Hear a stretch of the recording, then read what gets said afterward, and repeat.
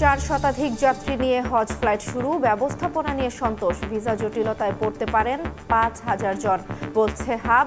সহায়তায়ক লাব্বাই cab চালু। 6 দফা আদায়ে দেশের সব পলিটেকনিকে টানা শাটডাউন ঘোষণা। দাবি পূরণ না হওয়া পর্যন্ত চলবে কর্মসূচি। কারিগরি ছাত্র আন্দোলনের সিদ্ধান্ত। পটুয়াখালীতে লামিয়ার আত্মহত্যার ঘটনায় রাষ্ট্রের ব্যর্থতা দেখছেন নারী অধিকার কর্মীরা। দায়িত্বশীলদের ভূমিকা নিয়ে প্রশ্ন। সামাজিকভাবে অপরাধীদের প্রতিহতের পরামর্শ। 50 কেজির প্রতি বস্তা আলু সংরক্ষণে 53% পর্যন্ত মুনাফা। তবুও লোকসানের দাবি হিমাগার মালিকদের। বাড়তি খরচের চাপে চাষিরা। রংপুরে নষ্ট হচ্ছে 1000 মেট্রিক টন। এবং কাশ্মীর জুড়ে ভারতের সেনা মহড়া। যে কোনো মুহূর্তে হামলা চালাতে পারে দিল্লি। শঙ্কা পাকিস্তানের প্রতিরক্ষা মন্ত্রীর। মোকাবেলায় প্রস্তুতি নিচ্ছে ইসলামাবাদও।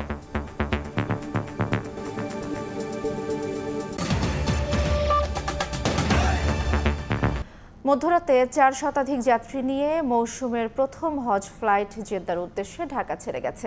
নতুন ব্যবস্থাপনায় স্বস্তি জানিয়েছেন যাত্রীরা। তবে ভিসা জটিলতার কারণে প্রায় 5,000 যাত্রীর হজ যাত্রা অনিশ্চয়তায় পড়তে পারে বলে শঙ্কা হাব সভাপতির। মহান স্রষ্টার ঘরের অতিথি হতে উত্তরার আশকোনা ক্যাম্প থেকে স্বজনদের বিদায় জানাচ্ছেন হজ যাত্রীরা। সোমবার রাত 2:15টার দিকে জেদ্দার উদ্দেশ্যে ঢাকা ছাড়ে চলতি বছরের প্রথম হজ ফ্লাইট।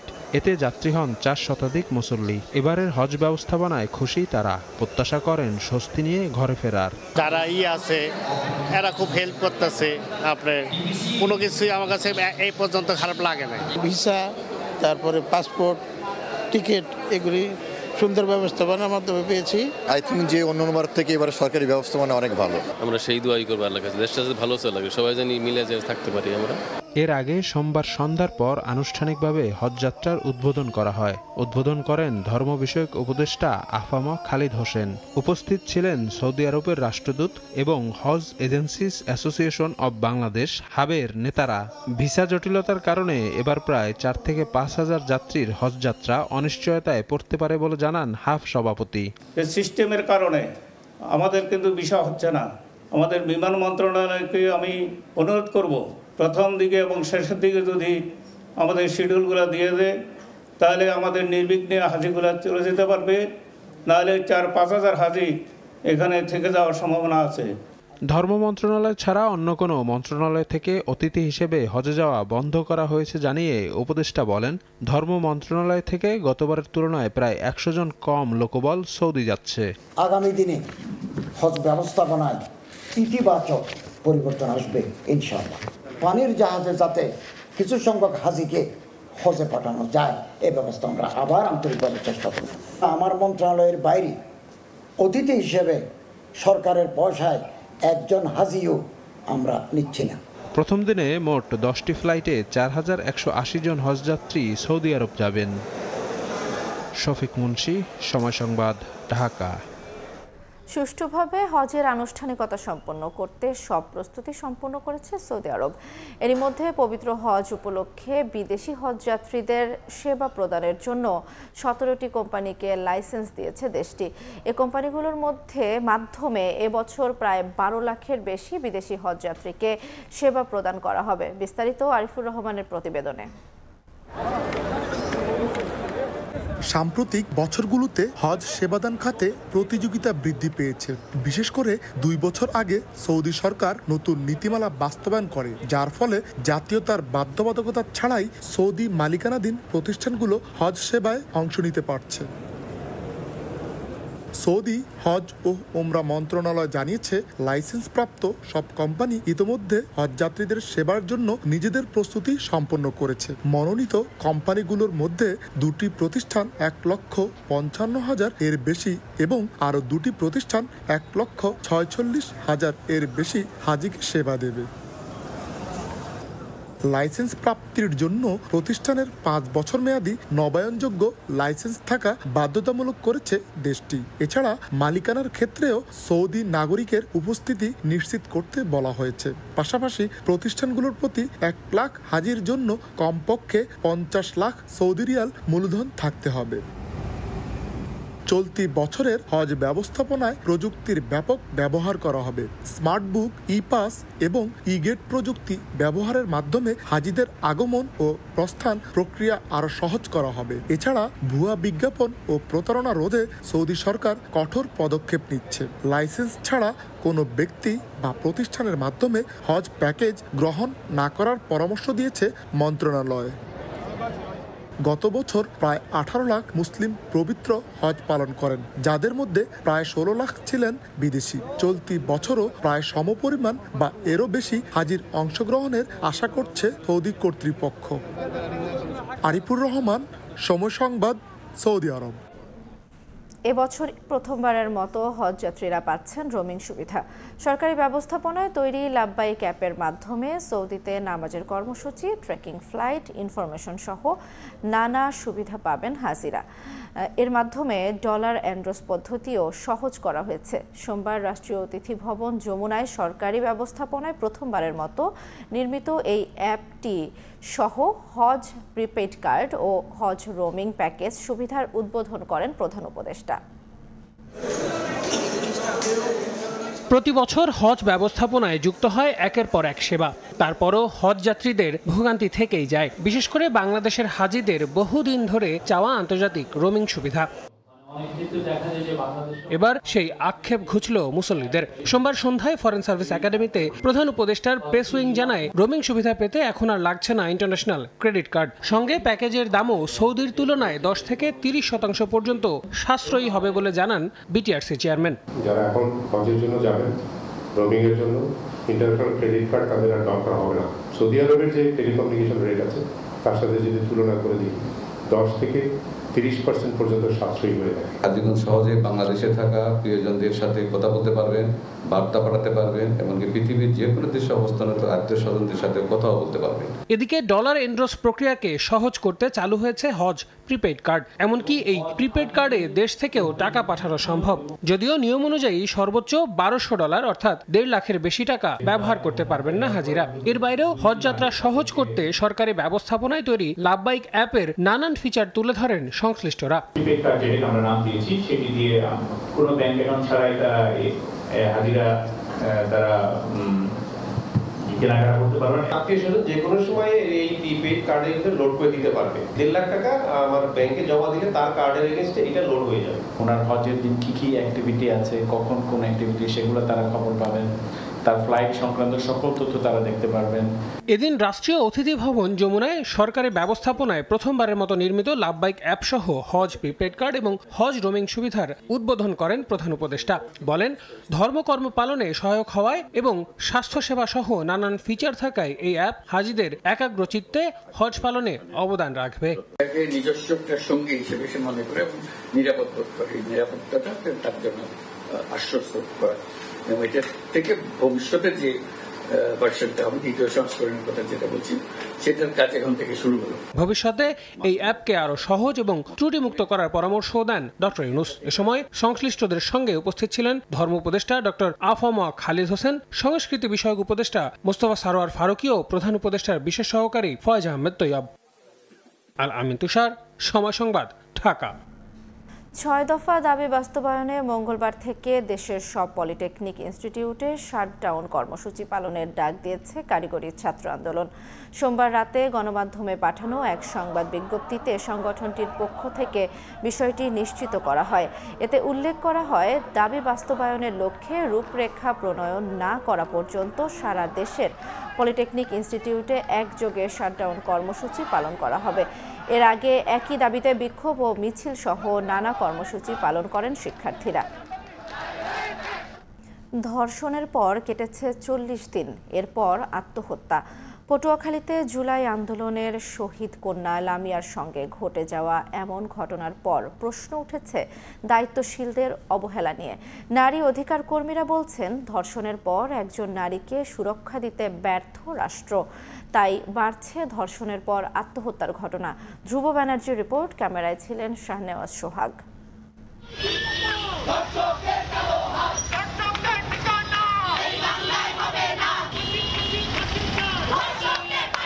এই তো কয়েকদিন আগের ঘটনা। মাগুরায় শিশু আসিয়া ধর্ষণের ঘটনায় ফুঁসে ওঠে দেশ। আমি আপনাদেরকে নিশ্চিত করতে চাই, সে সময় ধর্ষকদের ছাড় না দেওয়ার কড়া হুঁশিয়ারি দেন আইন উপদেষ্টা। রাষ্ট্র এগুলি জিনিস কোনোভাবেই ক্ষমা করবে না এবং এটার দৃষ্টান্তমূলক শাস্তি হবে। আশা ছিল এই কঠোর বার্তা পৌঁছে যাবে অপরাধীদের কানে, তবে তার হলো কই। পটুয়াখালীতে জুলাইয়ে শহীদের কন্যা লামিয়া বাবার কবর জিয়ারত করে ফেরার পথে মার্চ মাসে হয় ধর্ষণের শিকার। এখানেই শেষ নয়, এই ঘটনার 40 দিন পর রাজধানীর আদাবরে করলেন আত্মহত্যা। প্রশ্ন হলো, এই 40 দিন কোথায় ছিল দায়িত্বশীলরা?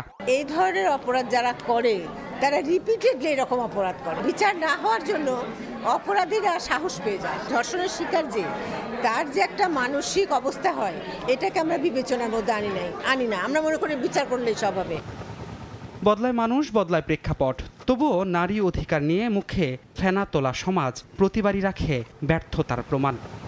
আইন ও সালিশ কেন্দ্রের একটি তথ্য বলছে, এবছর প্রথম 3 মাসে প্রতি 9 ঘন্টায় একজন করে নারী ধর্ষিত হয়েছেন, যাদের মধ্যে 17% নারী কোনো ধরনের অভিযোগই করেননি। এর কারণটা কি? কিসের এত ভয়? ধর্ষণের পর একজন নারীকে সুরক্ষা দেয়া তো দূরে থাক, ঘটনার সাক্ষীদেরও থাকে নিরাপত্তা শঙ্কা। চিন্তার ভাঁজ তাই নারী অধিকার কর্মীদের কপালে। একটা মেয়ে যখন ধর্ষণের শিকার হয়, সে কিন্তু একটা ট্রমার মধ্যে চলে যায়। এই মেয়েটা কেন সে আবার এতদিন পর সে সুইসাইড করলো, তারই একটা অন্যায় হয়েছে। এই যে একটা মনোভাব সৃষ্টি করে, যেটা আমাদের বিচারেও রয়েছে, যে ধর্ষণের শিকার নারীকেই প্রমাণ করতে হবে সে ধর্ষণের শিকার হয়েছে। যে ধর্ষণ করেছে তাকে কিন্তু প্রমাণ করতে হবে না যে আমি ধর্ষণ করেছি কি করি না। ভুক্তভোগীদের সামাজিক নিরাপত্তা এবং সামাজিকভাবে অপরাধীদের প্রতিহত করার পরামর্শ অপরাধ বিশেষজ্ঞদের। পাশাপাশি আইন প্রয়োগের ক্ষেত্রেও আরও সচেতন হতে হবে দায়িত্বশীলদের। যখন এটা নিয়ে সালিশ হয় তখন বলে যে আপোষ করে ফেলতে, এমন কিছু শাস্তি দেন, মানে শুধুমাত্র এই বিচারিক আদালতে যে শাস্তি সেটার বাইরেও, যাতে করে সেটা একটা আপনার উদাহরণ তৈরি করে। আসিয়া, লামিয়া সহ কত শত ধর্ষিতার নাম প্রতিদিনই যুক্ত হয় খবরের পাতায়, কখনো আবার হয়ে যায় প্রধান শিরোনাম। তবুও দিন শেষে একই ঘটনার হয় পুনরাবৃত্তি। নারী হিসেবে সুস্থভাবে বাঁচতে চাই, যাতে আমার মেন্টালি ওরকম প্রেসারে না থাকে। আমি মানুষ হিসেবেও বাঁচতে চাই, একটা মানুষ যেভাবে বাঁচবে। নারী মানে শক্তি, নারী মানে সৃষ্টি। সেই নারী হোক বাঁধন হারা, হোক মুক্ত বিহঙ্গ, এমনটাই প্রত্যাশা সবার। ধ্রুব ব্যানার্জি, সময় সংবাদ, ঢাকা। পোশাক কারখানায় চাকরির কথা বলে সিলেটের 2 কিশোরীকে কক্সবাজারে একটি পাচারকারী চক্রের কাছে তুলে দেওয়া হয়। কক্সবাজারে পৌঁছার পর তাদের নেশাজাতীয় দ্রব্য খাইয়ে হোটেলে আটকে রেখে করা হয় ধর্ষণ, চলে শারীরিক নির্যাতনও। কৌশলে সেখান থেকে পালিয়ে গিয়ে প্রতিবেশী এক নারীর বিরুদ্ধে মামলা করেছেন ভুক্তভোগীরা।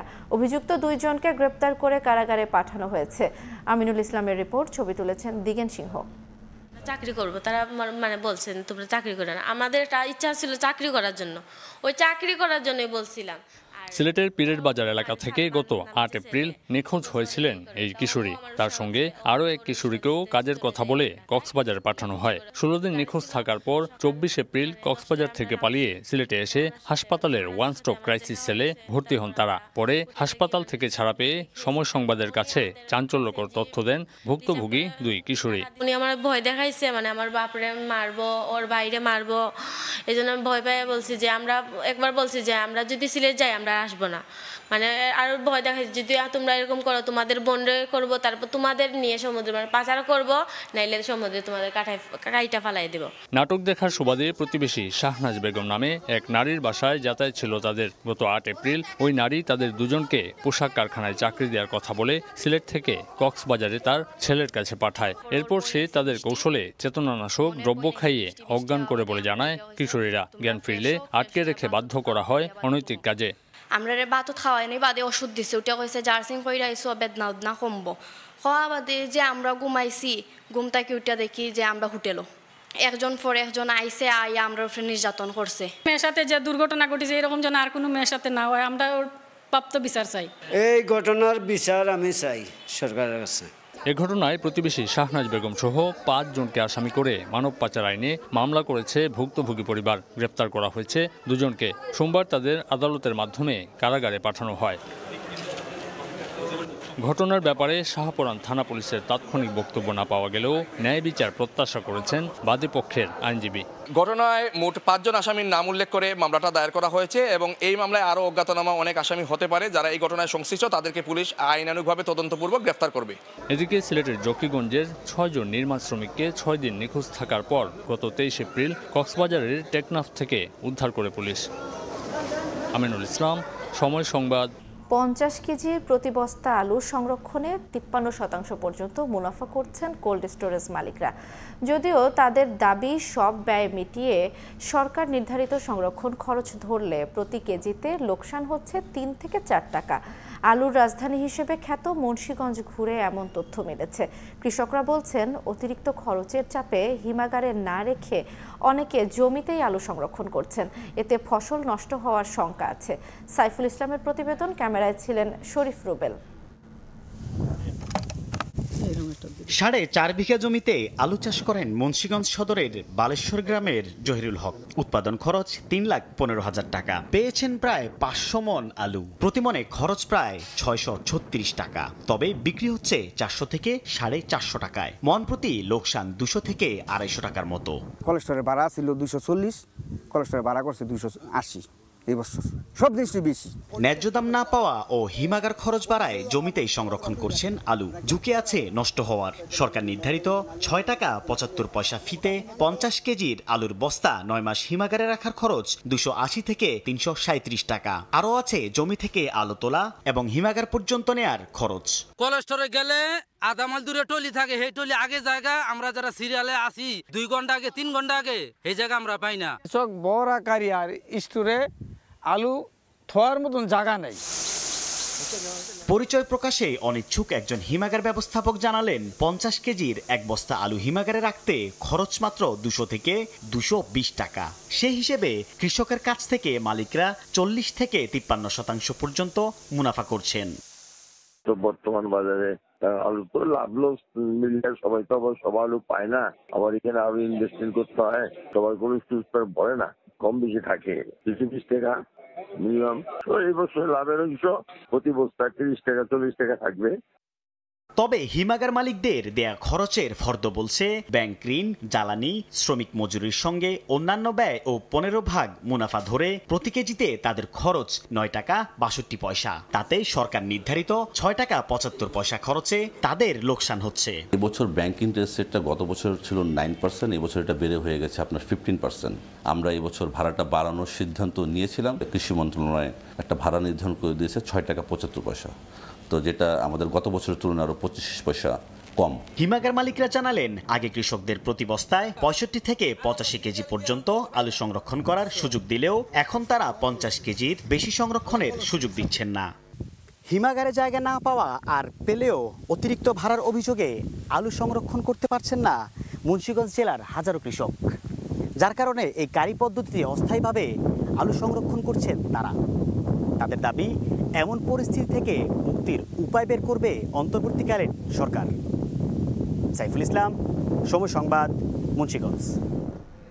সংরক্ষণের অভাবে রংপুরে পচে নষ্ট হচ্ছে হাজার হাজার মেট্রিক টন আলু। অন্যদিকে দাম না থাকায় বড় ধরনের লোকসানের মুখে পড়েছেন কৃষকরা। ফলে আলু আবাদ করে এবার চরম বিপাকে এই অঞ্চলের কৃষকরা। কৃষি বিভাগ আসার কথা শোনাতে না পারলেও জানিয়েছেন রফতানির চেষ্টা চলছে। শাকিল মাহমুদের ক্যামেরায় রেদওয়ান হিমেলের রিপোর্ট।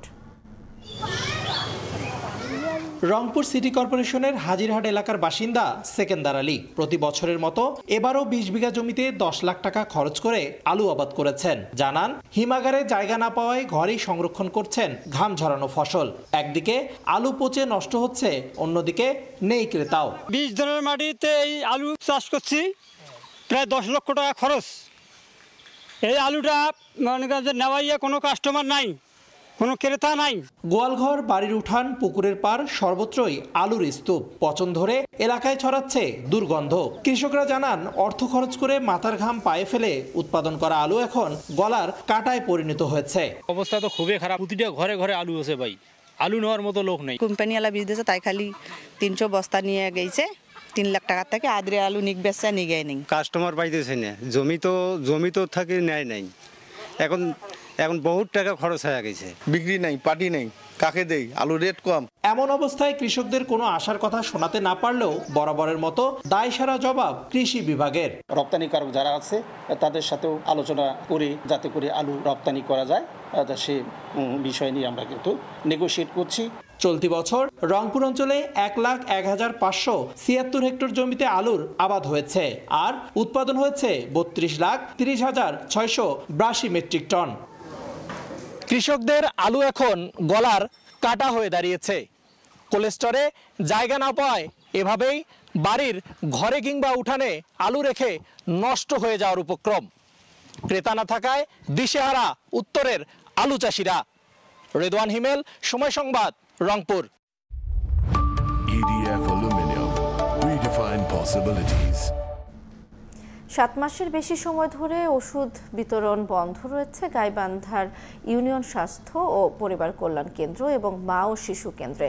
খালি হাতে ফিরছেন সেবা প্রত্যাশীরা, এমনকি মিলছে না জন্মনিরোধক কোনো সামগ্রী। সংশ্লিষ্টরা বলছেন, অধিদপ্তর থেকে ওষুধ সরবরাহ বন্ধ থাকায় সৃষ্টি হয়েছে এমন অবস্থা। বিপ্লব ইসলামের রিপোর্ট। তৃণমূল স্বাস্থ্যসেবা নিশ্চিতে ইউনিয়ন পর্যায়ে চালু রয়েছে স্বাস্থ্য ও পরিবার কল্যাণ কেন্দ্র। প্রাথমিক চিকিৎসা, পরিবার পরিকল্পনা, মা ও শিশুর স্বাস্থ্যসেবা, প্রসূতি সেবা সহ গ্রামীণ স্বাস্থ্যসেবায় গুরুত্বপূর্ণ ভূমিকা রাখায় এসব স্বাস্থ্যকেন্দ্রের উপর নির্ভর করেন গ্রামের অধিকাংশ নিম্ন আয়ের মানুষ।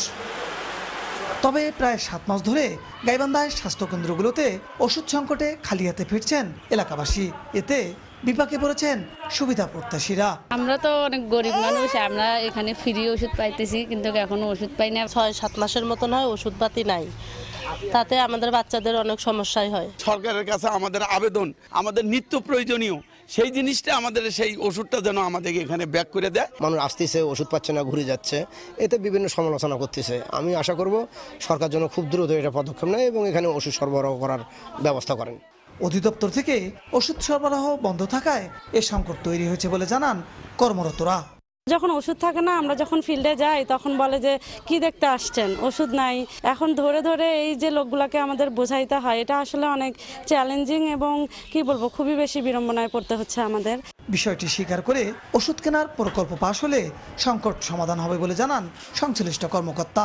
রোগী সেবার ক্ষেত্রে মানুষ যেটাকে চায়, সাধারণ রোগের ঔষধ, এটা আসলে আমাদের এখন সংকট চলছে।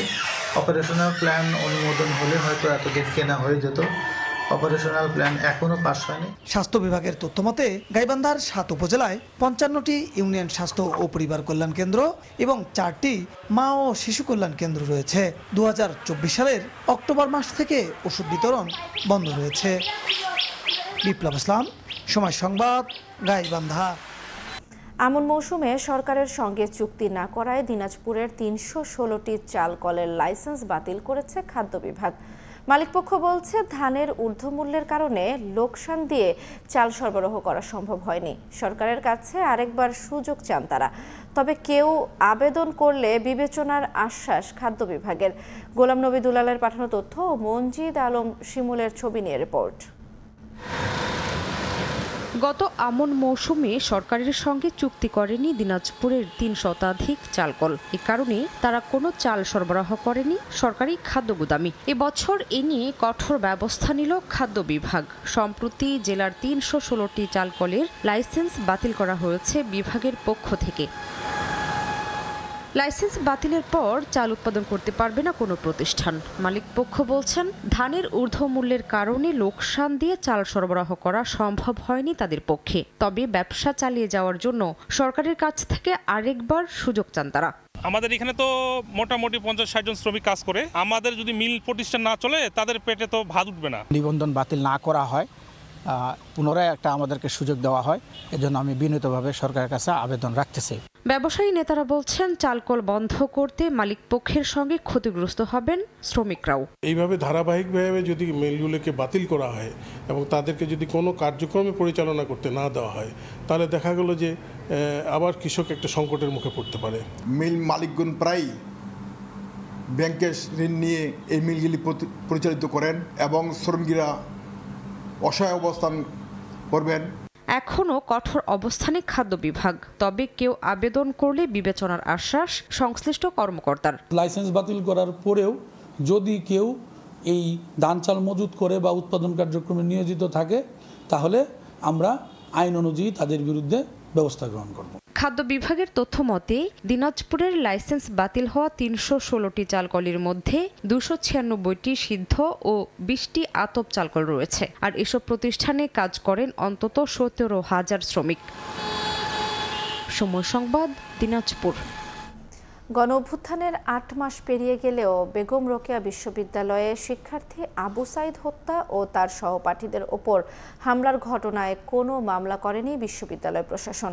শিক্ষার্থীদের অভিযোগ, জুলাই বিপ্লবের বিপক্ষে অবস্থান নেয়া একাধিক শিক্ষককে পদোন্নতি দেয়া হয়েছে। তবে উপাচার্যের সাফ জবাব, নিয়ম মেনে পদোন্নতি দেয়া হয়েছে। কেউ আওয়ামীপন্থী কিংবা সমমনা কিনা তা বিবেচ্য নয়।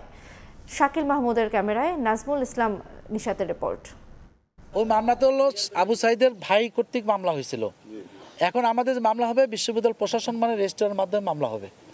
এ ব্যাপারে কোনো সন্দেহ নাই। তবে ৮ মাস পেরিয়ে গেলেও মামলা তো দূরের কথা, সাধারণ ডায়েরি পর্যন্ত করেনি বেগম রোকেয়া বিশ্ববিদ্যালয় প্রশাসন। তদন্তে জুলাই আন্দোলনে আবু সাইদ হত্যা, শিক্ষার্থীদের উপর হামলা ও গণ অভ্যুত্থানের বিপক্ষে অবস্থান নেয়া ৭১ জন শিক্ষার্থী, ২ জন শিক্ষক ও ৭ জন কর্মকর্তা কর্মচারীকে চিহ্নিত করে শাস্তি আটকে আছে সাময়িক বহিষ্কারেই জানিয়ে ক্ষোভ জানিয়েছেন শিক্ষার্থীরা। এই গণহত্যার সাথে যে সম্পৃক্ত ছিল সে কিন্তু একজন খুনি বা খুনির সহযোগী। বিশ্ববিদ্যালয়ের একজন শিক্ষার্থী হিসাবে এবং জুলাই আন্দোলনের একজন যোদ্ধা হিসাবে আমরা সংক্ষুব্ধ। আমরা চাই যে অতি দ্রুত এই মামলাটি হোক এবং অপরাধীদের দ্রুত বিচারের আওতায় আনা হোক। তবে ৮ মাসেও কেন মামলা করা হয়নি তার জবাবে উপাচার্য জানান, আন্দোলনে অংশ নেওয়া শিক্ষার্থীরা অসুস্থ থাকায় তা সম্ভব হয়নি। মামলা দেরি হলো বলছে আমাদের শিক্ষার্থীরা যারা সাক্ষী দেবে তারা তো আহত ছিল, তারা এখন একটু সুস্থ হয়েছেন, তারা এসে আমাদের সাথে আমরা বৈঠক করছি, তারা আমাদের নাম ঠিকানা সব কিছু দিয়ে দিয়েছেন, তাদের সমস্ত ডকুমেন্ট আমাদের কাছে আছে। এখন আমরা দেখবেন এই সপ্তাহের মধ্যে কোনো একটা ভালো ফলাফল পেয়ে যাবেন। এদিকে চলতি বছরের জানুয়ারি থেকে এখন পর্যন্ত বঙ্গবন্ধু পরিষদ সহ আওয়ামীপন্থী একাধিক শিক্ষককে পদোন্নতি ও উচ্চশিক্ষার জন্য ছুটি দিয়েছে বিশ্ববিদ্যালয় প্রশাসন, যাদের অনেকেই সরাসরি গণ অভ্যুত্থানের বিপক্ষে অবস্থান নিয়েছিলেন অভিযোগ শিক্ষার্থীদের। তবে উপাচার্যের দাবি, আওয়ামী লীগ, বিএনপি, জামায়াত নয়, পদোন্নতি দেওয়া হয়েছে যোগ্যতা বিবেচনায়। আমরা দিয়েছি মানে কি? দিয়েছি মানে তার যোগ্যতা ছিল। আগে যখন পদোন্নতি দেওয়া হয়তো XYZ কে বুঝে শুনে, অমুককে দেওয়া যাবে না, বিরোধী দল, এটাই যদি আমরা করি তারাই বলছে আপনি তো বৈষম্য করলেন। একজনের যোগ্যতা থাকে তাকে দিতে হবে। ধীর গতিতে পানি বৃদ্ধির সঙ্গে বাড়ছে ভাঙন। বর্ষা মৌসুম এলেই ভাঙন আতঙ্কে থাকেন কুড়িগ্রামের অরক্ষিত বেড়িবাঁধ এলাকার বাসিন্দারা। এ কারণে চলতি গ্রীষ্ম মৌসুমে ব্যবস্থা নেয়ার দাবি তাদের। তবে শিগগিরই ভাঙন রোধে ব্যবস্থা নেয়ার আশ্বাস পানি উন্নয়ন বোর্ডের। বাদশা সৈকতে পাঠানো তথ্য, জামিল মিয়ার ছবি নিয়ে রিপোর্ট। স্বেচ্ছাশ্রমে ভাঙন কবলিত এলাকায় বালু ভর্তি জিও ব্যাগ ফেলছেন স্থানীয়রা। পুরানো ব্যাগগুলো ঠিকঠাক করে রাখছেন যেন পানির চাপে আর তীর না ভাঙে। বর্ষা আসার আগেই পানি বাড়ছে কুড়িগ্রামের বিভিন্ন নদীতে, এমনকি কয়েকটি এলাকায় ধীর গতিতে ভাঙনও শুরু হয়েছে। এতে আতঙ্কিত নদী পাড়ে মানুষ। তারা জানান, প্রতিবছর বর্ষা মৌসুমে অরক্ষিত বেড়িবাঁধ এলাকাগুলোর অনেক ঘরবাড়ি ও ফসল নদী গর্ভে বিলীন হয়। এ কারণে চলতি গ্রীষ্ম মৌসুমেই ব্যবস্থা নেওয়ার দাবি তাদের। এখন পানি বর্তমানে এক বুক এক গলা, স্রোত যখন শুরু হবে ভাঙনি প্রচুর শুরু হয়। আমরা কিছু পয়সা দিয়া কিছু বস্তা ফেলেতেছি, জানি না এটা রক্ষা হবে কিনা। এই বন্যাটা আসার আগে আগে দেখতে একটা বাঁধ দিলেন হয়, আমরা কোনো মতো একটা চাপি থাকলাম হয়। এটি যদি সরকার কোনো দ্রুত নদী শাসনের কোনো কাজ না করে বা কোনো ব্যবস্থা না নেয়, যে কোনো মুহূর্তে এই নদী মানচিত্র থেকে বাতিল হয়ে যাবে। তবে শীঘ্রই ভাঙন রোধে ব্যবস্থা নেওয়ার আশ্বাস পানি উন্নয়ন বোর্ডের। 10 দিনের নোটিশে আমরা দরপত্র আহ্বান করে এখানে খুব শীঘ্রই ঠিকাদারের মাধ্যমে কাজ বাস্তবায়ন শুরু করতে পারবো। এর বাইরেও আমরা কিছু জিও ব্যাগের বরাদ্দ পেয়েছি বর্ষাকালীন আমরা আপৎকালীন জরুরি কাজ বাস্তবায়নের জন্য। যেখানে ভাঙন দেখা দিবে সেখানে যেন আমরা বস্তা দিয়ে ভাঙন রোধ করতে পারি। পানি উন্নয়ন বোর্ডের তথ্য মতে কুড়িগ্রামের প্রধান 5টি নদ নদী 66 কিলোমিটার দীর্ঘতীরে স্থায়ী বাঁধ নির্মাণ হলেও অরক্ষিত রয়েছে আরও 308 কিলোমিটার অংশ। সময় সংবাদ, কুড়িগ্রাম। ভারতের পক্ষ থেকে যে কোনো সময় শুরু হতে পারে সামরিক অভিযান। সোমবার বার্তা সংস্থা রয়টার্সকে কথা বলেছেন পাকিস্তানের প্রতিরক্ষা মন্ত্রী খাজা আসিফ। এদিকে সামরিক উত্তেজনার মধ্যে দুই দেশের মধ্যে কূটনৈতিক টানাপোড়েন আরও বেড়েছে। উভয় দেশকে সংযত আচরণ ও শান্তিপূর্ণ সমাধানের আহ্বান জানিয়েছে চীন। কাশ্মীরের পেহেলগামে পর্যটকদের উপর হামলায় 26 জন নিহত হওয়ার পর উত্তপ্ত হয়ে আছে ভারত পাকিস্তান সীমান্ত। দুই দেশের সেনাবাহিনীর মধ্যে চলছে গোলাগুলিও। কাশ্মীর জুড়ে একের পর এক সামরিক মহড়া চালাচ্ছে ভারতীয় বাহিনী। 1000-এর বেশি বাড়ি ও বনাঞ্চলে তল্লাশি চালিয়ে 500 জনকে আটক করা হয়েছে। স্থানীয় প্রশাসন সতর্ক করছে যেন নিরপরাধ কাউকে হয়রানি না করা হয়। এর মধ্যেই পাকিস্তানের প্রতিরক্ষা মন্ত্রী খাজা আসিফ বলেছেন ভারতের পক্ষ থেকে সামরিক অভিযান অতি আসন্ন। সোমবার ইসলামাবাদে নিজ কার্যালয়ে বার্তা সংস্থা রয়টার্সের সঙ্গে কথা বলেন খাজা মোহাম্মদ আসিফ। বলেন পাকিস্তানের বাহিনীগুলোকে নতুনভাবে মোতায়েন করা হয়েছে কারণ ভারতের হামলা আসন্ন। এমন পরিস্থিতিতে কিছু কৌশলগত সিদ্ধান্ত নিতে হয়, সেই সিদ্ধান্তগুলো নেওয়া হয়েছে। অন্যদিকে পাকিস্তানের সাবেক প্রধানমন্ত্রী নওয়াজ শরীফ কূটনৈতিক মাধ্যমে উত্তেজনা প্রশমনের আহ্বান জানিয়েছেন। আন্তর্জাতিক মহল এই উত্তেজনার দিকে নজর রাখছে। ইসরায়েল ভারতের পাশে থাকার বার্তা দিয়েছে, আবার চীন দ্রুত নিরপেক্ষ তদন্তের পক্ষে মত দিয়ে দুদেশকে সংযত আচরণ এবং শান্তিপূর্ণ সমাধানের আহ্বান জানিয়েছে। কাশ্মীরে রক্তক্ষয়ী হামলার জেরে উপমহাদেশে যে উত্তেজনা ছড়িয়ে পড়েছে তা শান্ত করতে এখন প্রয়োজন দায়িত্বশীল কূটনৈতিক উদ্যোগ। নয়তো দুই পরমাণু শক্তিধর প্রতিবেশীর সংঘাত গোটা অঞ্চলকে ভয়াবহ বিপদের মুখে ঠেলে দিতে পারে বলে মনে করছেন বিশ্লেষকরা। নাদিম মারজান, সময় সংবাদ। আজ বসছে বিসিবির গুরুত্বপূর্ণ সভা। টাইগারদের নতুন অধিনায়ক, নির্বাচক ও পেস বোলিং কোচ সহ নানা বিষয় নিয়ে সিদ্ধান্ত আসতে পারে এই সভায়। প্রথম শ্রেণীর ক্রিকেটারদের বেতন বাড়ানোর সিদ্ধান্তটাও হতে পারে এদিন। এছাড়া গুরুত্ব পাবে সাম্প্রতিক সময় বিসিবিতে ঘটে যাওয়া নানা অনাকাঙ্ক্ষিত ঘটনাও। সভাপতির আর্থিক অনিয়ম নিয়ে কানাঘুষা, বিসিবিতে দুদকের হানা, দলের পারফরমেন্সের মতো বোর্ডের নানা ইস্যু নিয়েই হচ্ছে সমালোচনা। এসবের মাঝেই বসতে যাচ্ছে বিসিবির স্থগিত হওয়া সভা। সিদ্ধান্ত আসবে একাধিক গুরুত্বপূর্ণ এজেন্ডার। গেল 24 মার্চ হওয়ার কথা ছিল বিসিবির 19তম সভা, তবে তামিম ইকবালের হঠাৎ অসুস্থতায় ভেস্তে যায় বোর্ডের সব পরিকল্পনা। 18 বছর পর মোহামেডান আবাহনীর ডিপিএল শিরোপা নিষ্পত্তির হাই ভোল্টেজ ম্যাচের দিনই বসবে সেই সভা। এর একদিন আগে অবশ্য জরুরি ভার্চুয়াল সভা ডেকেছে ফারুক আহমেদের বোর্ড। বার্ষিক বাজেট ও আর্থিক কৌশল নিয়ে হয়েছে আলোচনা। এ নিয়ে আনুষ্ঠানিক ঘোষণা আসবে এদিন। শান্তর পর নতুন নেতৃত্ব নিয়ে সিদ্ধান্ত আসার কথা ছিল স্থগিত হওয়া 19তম বোর্ড সভায়। টি-20-র দায়িত্বে লিটন দাসের নামটাই শোনা যাচ্ছে জোরে সোরে। টেস্টে মিরাজকে নিয়ে আলোচনা থাকলেও শান্তকেই নাকি যোগ্য ভাবছে বিসিবি। ওয়ানডেতেও বোর্ডের চয়েস শান্ত। তবে এই সভা শেষেই জানা যাবে কে পাচ্ছেন কোন ফরম্যাটের দায়িত্ব। সেদিন 19তম বোর্ড সভায় স্থগিত হলেও 2027 সাল পর্যন্ত মেয়াদ বেড়েছে হেড কোচ ফিল সিমন্সের। মুস্তাক আহমেদও থাকছেন 2027 ওয়ানডে বিশ্বকাপ পর্যন্ত। এদিন চূড়ান্ত ঘোষণা আসতে পারে পেস বোলিং কোচের ব্যাপারে। তাসকিন মুস্তাফিজদের দায়িত্ব নেওয়ার দৌড়ে এগিয়ে আছেন ওমর গুল ও শন টেইট। তবে বিশ্বকাপ জয়ী অজি পেসারের দিকেই নাকি চোখ বিসিবির। নির্বাচকের পদ ছেড়ে কোচিংকে বেছে নিয়েছেন হান্নান সরকার। তার ফাঁকা জায়গায় শোনা যাচ্ছে সাবেক বয়স ভিত্তিক ও বর্তমান নারীদের প্রধান নির্বাচক সাজ্জাদুল হক শিপনের নাম। এদিকে এবারের বিপিএল জন্ম দিয়েছে নানা বিতর্কের। সবচেয়ে বেশি আলোচনা পারিশ্রমিক ইস্যু। এখনো পুরো অর্থ বুঝে পাননি অনেকে। এর মাঝে ডিপিএল নিয়েও উঠেছে এমন অভিযোগ।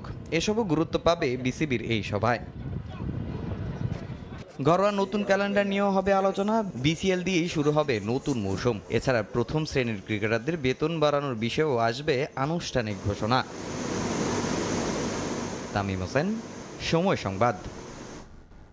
পাকিস্তানের বিপক্ষে টি-20 সিরিজকে সামনে রেখে 5 মে থেকে শুরু হবে টাইগারদের কন্ডিশনিং ক্যাম্প। চলবে 10 দিন। পাকিস্তানের বিপক্ষে সিরিজের আগে দুবাইয়ে আমিরাতের বিপক্ষে 2 ম্যাচের টি-20 সিরিজের সম্ভাব্য তারিখ 18 থেকে 20 মে। জিম্বাবুয়ের বিপক্ষে সিরিজে না থাকলেও পাকিস্তান সিরিজে টাইগারদের স্পিন বোলিং কোচ হিসেবে থাকবেন মুশতাক আহমেদ। মাঠের পারফরমেন্স যেমনই হোক না কেন, যেন দম ফেলার জো নেই টাইগারদের। টানা ম্যাচ, একটার পর একটা সিরিজ। চলমান সাগরিকা টেস্ট শেষে শুরু পাকিস্তানের বিপক্ষে টি-20 সিরিজের প্রস্তুতি। আগামী বছর ফেব্রুয়ারিতে ভারত আর শ্রীলঙ্কায় বসবে টি-20 বিশ্বকাপের 10ম আসর, যে টুর্নামেন্টের জন্য বেশ আটসাট বেঁধেই নামছে বিসিবি। 21 মে থেকে 4 জুন মাঠে গড়াবে পাকিস্তানের বিপক্ষে 5 ম্যাচের টি-20 সিরিজ। ফয়সালাবাদে 2 আর লাহোরে হবে সিরিজের বাকি 3 ম্যাচ, যার জন্য টাইগারদের ক্যাম্প শুরু 5 মে। আবহাওয়া আর ভ্রমণ ধকলের কথা বিবেচনায় গোটা ক্যাম্পই হবে ঢাকাতে, যেখানে ব্যাটিং, বোলিং আর ফিল্ডিং 3 বিভাগেই হবে আলাদা কাজ। জিম্বাবুয়ে সিরিজে না থাকলেও পাকিস্তানের বিপক্ষে সিরিজে স্পিনিং বোলিং কোচ হিসেবে থাকছেন মুশতাক আহমেদ। তবে পিএসএল এর দল পেশোয়ার জালমির কোচ হিসেবে থাকায় টাইগারদের কন্ডিশনিং ক্যাম্পে পাওয়া যাবে না তাকে। পাকিস্তান সিরিজে নতুন পেস বোলিং কোচ পেতে পারে টাইগাররা, যে দৌড়ে সবচাইতে এগিয়ে শন টেইট। এদিকে পাকিস্তানের বিপক্ষে সিরিজের আগে দুবাইয়ে আমিরাতের বিপক্ষে একটি 2 ম্যাচের টি-20 সিরিজের ব্যাপারে একমত 2 বোর্ড। সেই সিরিজের সম্ভাব্য তারিখ 18 আর 20 মে। এদিকে আনুষ্ঠানিকভাবে চূড়ান্ত না হলেও জানা গেছে পাকিস্তানের বিপক্ষে ঢাকায় 3 ম্যাচের ফিরতি টি-20 সিরিজের দিনক্ষণ 20, 22 আর 24 জুলাই মাঠে গড়াবে। যা আছে শ্রীলঙ্কা আর ভারতের বিপক্ষে 6টি টি-20 ম্যাচ। আসন্ন এশিয়া কাপ হবে টি-20 ফরম্যাটে। সব মিলিয়ে বিশ্বকাপের আগে ক্রিকেটের সংক্ষিপ্ত সংস্করণে তাই ব্যস্ত সময় পার করবে টাইগাররা। মাহবুব রিমন, সময় সংবাদ। স্থগিত হওয়া ফেডারেশন কাপ ফুটবলের ফাইনালের বাকি অংশ অনুষ্ঠিত হবে আজ। বাইলজ অনুযায়ী যেখানে বন্ধ হয়েছিল ম্যাচ, সেখান থেকে আবার শুরু হবে শিরোপার লড়াই। ফয়সাল আহমেদ ফাহিমের লাল কার্ডের কারণে 10 জন নিয়ে খেলতে হবে বসুন্ধরা কিংসকে।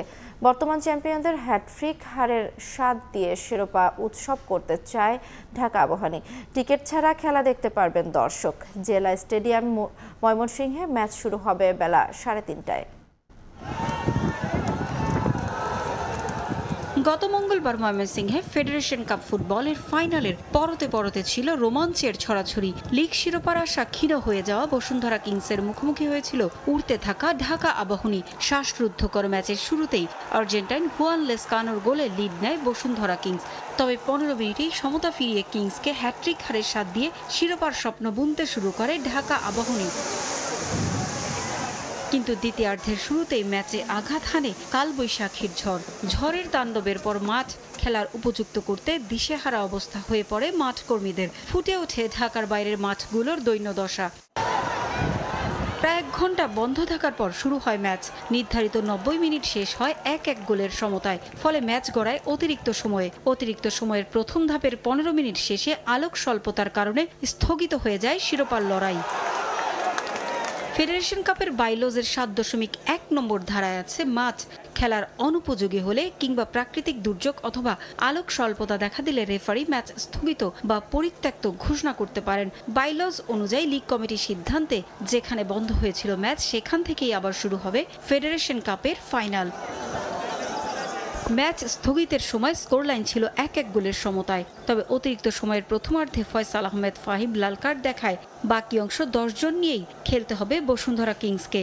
দেশের ফুটবল ইতিহাসে প্রথমবারের মতো হয়েছে এমন বিরল ঘটনা। মাত্র 15 মিনিটের জন্য আবারও দীর্ঘ পথ পাড়ি দিতে হচ্ছে দু দলকে। সঙ্গে আর্থিক ক্ষতির বিষয়টি নিয়েও ভাবতে হচ্ছে আবাহনী ও বসুন্ধরাকে। অতিরিক্ত সময়ের দ্বিতীয়ার্ধে যদি ফলাফল না আসে তবে টাই ব্রেকারে গড়াবে ম্যাচ। লাল কার্ডের কারণে খেলতে পারবেন না ফাহিম, তাই 10 জনের কিংসের জন্য কাজটা কঠিন হলেও আত্মবিশ্বাসী ভ্যালেরিতিতের দল। অন্যদিকে দলগত চেষ্টাতেই শিরোপা জয় করে উৎসব করতে চায় ঢাকা আবাহনী। পারভিন আক্তার, সময় সংবাদ। সকালের সময়ে শীর্ষ সংবাদগুলো জানিয়ে দিচ্ছি আরেকবার। 4 শতাধিক যাত্রী নিয়ে হজ ফ্লাইট শুরু, ব্যবস্থাপনা নিয়ে সন্তোষ। ভিসা জটিলতায় পড়তে পারেন 5000 জন, বলছে হাব। সহায়তায় লাব্বাইক অ্যাপ চালু। 6 দফা আদায়ে দেশের সব পলিটেকনিকে টানা শাটডাউন ঘোষণা, দাবি পূরণ না হওয়া পর্যন্ত চলবে কর্মসূচি, কারিগরি ছাত্র আন্দোলনের সিদ্ধান্ত। এবং পটুয়াখালীতে লামিয়ার আত্মহত্যার ঘটনায় রাষ্ট্রের ব্যর্থতা দেখছেন নারী অধিকার কর্মীরা, দায়িত্বশীলদের ভূমিকা নিয়ে প্রশ্ন, সামাজিকভাবে অপরাধীদের প্রতিহতের পরামর্শ।